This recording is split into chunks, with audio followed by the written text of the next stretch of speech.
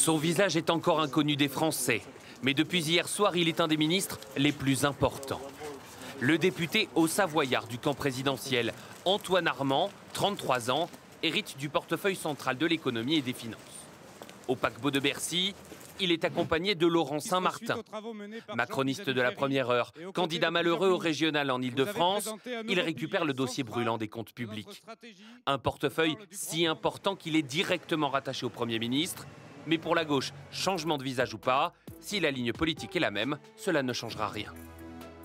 On nous explique qu'il y a une dette, mais la dette, elle n'est pas venue toute seule. C'est pas simplement, en fait, un cataclysme qui se serait abattu sur la France. Non, la dette, elle est liée au fait que les cadeaux fiscaux se sont multipliés depuis 7 ans pour les plus riches. Et donc, cet argent qui ne rentre plus dans les caisses de l'État crée de la dette. Avec eux à Bercy, Marc Ferracci à l'industrie, très proche du chef de l'État.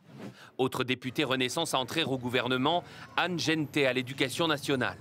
Elle s'était pourtant illustrée jusque-là sur les questions de défense. De quoi interroger les syndicats d'enseignants.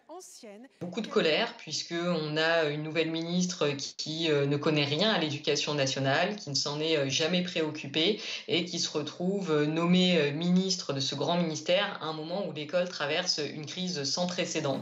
Autre visage méconnu, celui d'Annie Genevard à l'agriculture. Un temps pressenti à l'éducation, elle se préparait déjà hier à sa mission dans un comice agricole du Doubs. Elle est une membre historique des Républicains. Vous regardez les personnalités politiques qui sont présentes dans ce gouvernement. Vous avez du RPR, vous avez de l'UDF, vous avez des radicaux, vous avez du PS, vous avez de la société civile.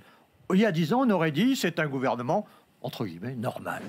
Enfin, il y a aussi beaucoup d'élus locaux comme Gilles Averrousse, le maire de Châteauroux qui a accueilli les épreuves de tir sportif aux Jeux Olympiques, récupère le portefeuille du ministère des Sports.